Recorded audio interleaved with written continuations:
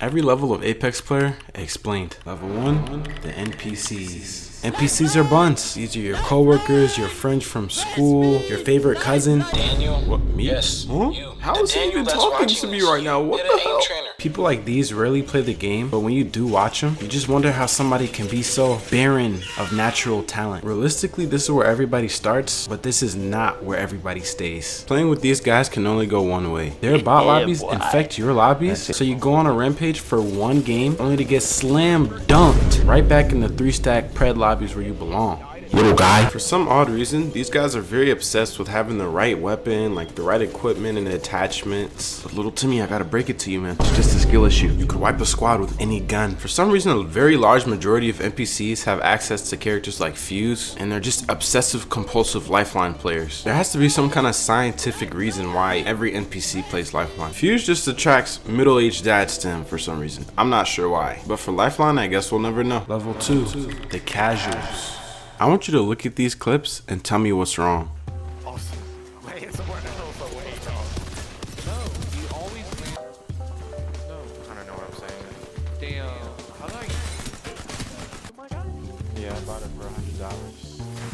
Oh hell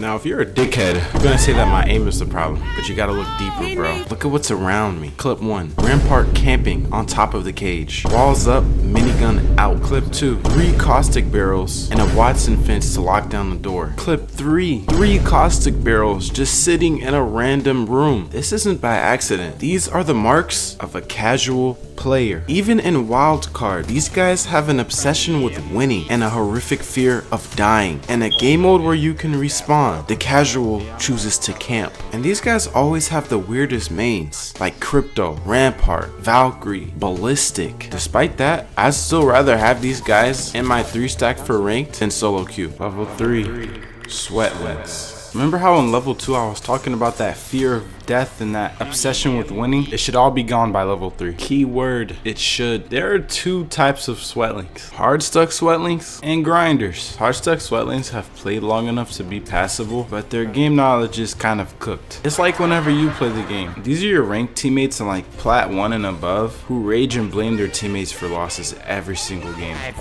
Sierra? And I understand getting mad at your teammates, bro. Even I get mad at my teammates. But is this necessary?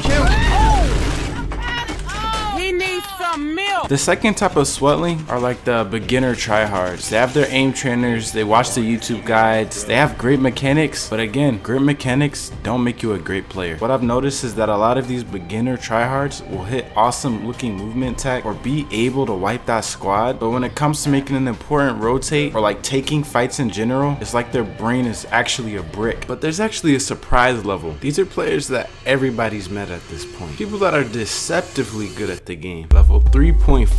I want you to think about this for a second. A teammate who doesn't play like he's solo queuing, calms, wins his ones, maybe isn't the carry, but definitely holds his own and isn't toxic. I mean, what are we even talking about? That type of player does not exist. I heard you, Daniel, and yes, they do. Bro, how does he keep talking to me? You might be asking, what even defines a 3.5 player? And I have one question for you. When you're knocked on the floor, helpless, weak, vulnerable, do you trust your teammate or not? If the answer is yes, this is a 3.5 or higher. If the answer is no, this is not a 3.5.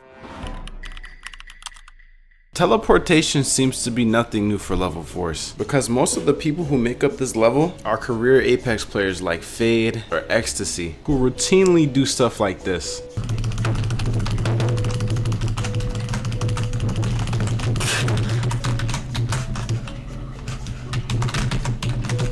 Yeah, you get the idea, bro. These guys are insane. Those 20 bomb and 4K badges that we love so much, to these guys it's just like a daily occurrence. These guys can literally wipe a squad with the long.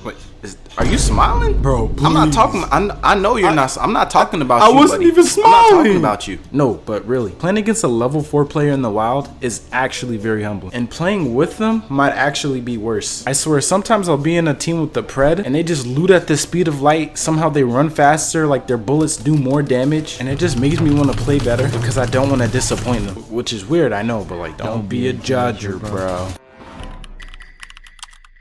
Alright, at this point, if you're level 5, you're a professional player, bro. These guys have placed high or won in an ALGS, Challenger Circuit, Pro League. They've gone from like pub stomping to professional stomping. These guys are fragging out in pro lobbies. They're world stompers at this point. They have an idea of every meta. They know the ins and outs of every character. They can read the zone. These guys are just the elites of the elites. These are your His Watsons, your Imperial Hals, your Waltzies, your Zeros, your Verhaus. These guys are probably beating 99.5% of the Apex player base in a 1v1. Just very skilled.